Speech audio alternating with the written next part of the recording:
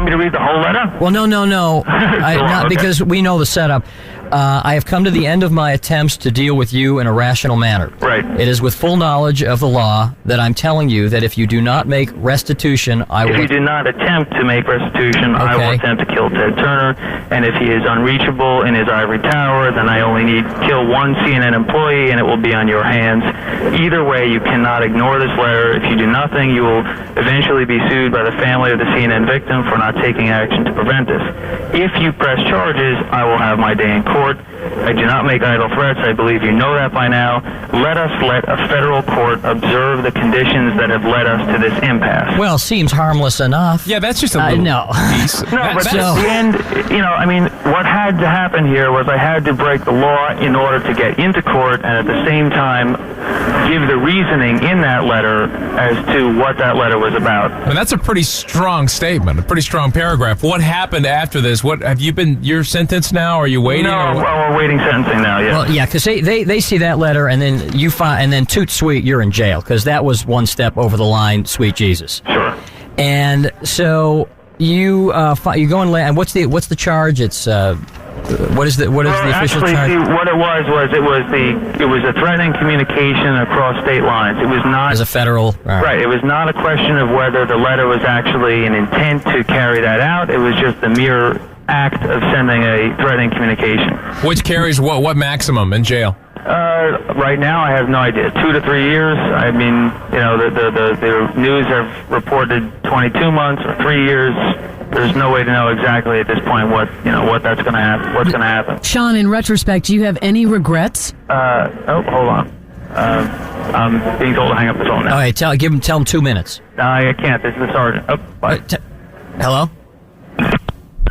Oh, that's nice. When the sergeant says you got to go, you got to go. Okay, he was calling us from jail, by the way. Okay, 2 things. First of all, for the record, CNN won't talk about this with media. They won't talk about this story. Second of all, according to, and this letter will run in the Creative Loafing, I guess, next week, the jurors, when they heard this case, there were, I guess, 4 of the jurors who really couldn't make up their mind. They really didn't see him as a threat to the case or as a threat to society. They couldn't make up their mind. The judge, however, wanted to move the trial along, and I forgot what the term is, but basically he told them, that's it, decide right now. And he took their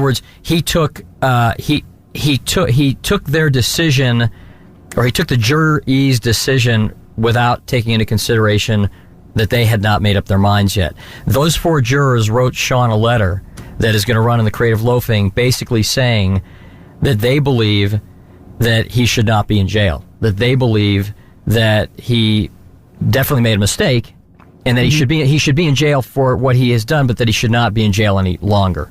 Here's a guy who was driven to the brink, and I don't know his mental state. I don't know if he's... Well, it doesn't sound too stable to me. If you remember, this was how the interview with Sean ended. Sean, in retrospect, do you have any regrets? Hold on. I'm being told to hang up the phone now. All right, tell him 2 minutes. I can't. This is the sergeant. Oh, bye. Hello? And then he was gone, just like that quickly. Now, what we didn't know, and what we hadn't been told beforehand, was that he had a limited amount of time. Like, he had a certain time parameter he could be on the phone, and then that was it. However, I received word yesterday that Sean hung up the phone and was taken directly to maximum security solitary confinement. For what? For what? He told the story. That's all he did. Let's see. I'm going to read this letter that Stephanie Ramage, who was the Creative Loafing reporter who originally, put this story in the paper and has been in contact with him. These are some of the parts from this email. He was in maximum security solitary confinement where the guards took him when he was forced to get off the phone with 99X. They told him about someone complaining that he'd placed an obscene phone call.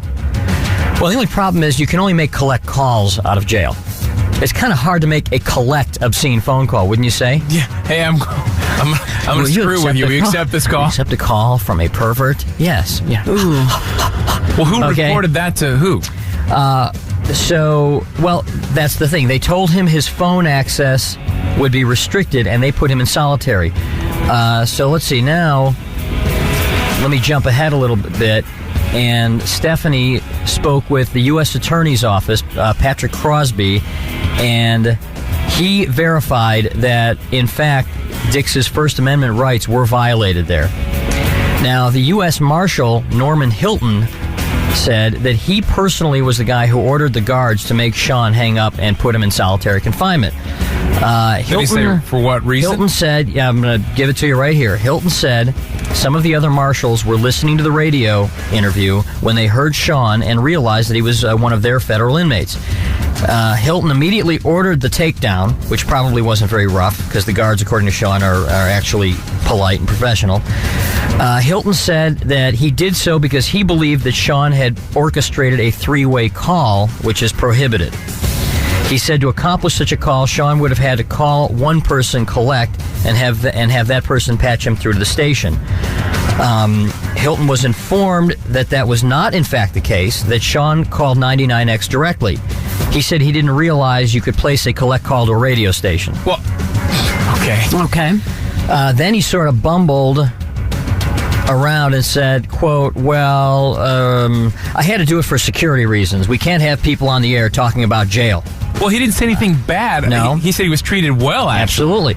The marshal was then told that if he had, in fact, been listening, it would have been perfectly obvious that Sean didn't say one word about jail. Right? Except for the fact that it was actually... Except that he was in jail. He said it was fine. Like you said, the guards were nice. Well, he told us that off air. Yeah, he told us that off air. But here's the marshal saying that he was talking about jail and he was listening to the interview. Sounds like the marshal's just spouting off without hearsay.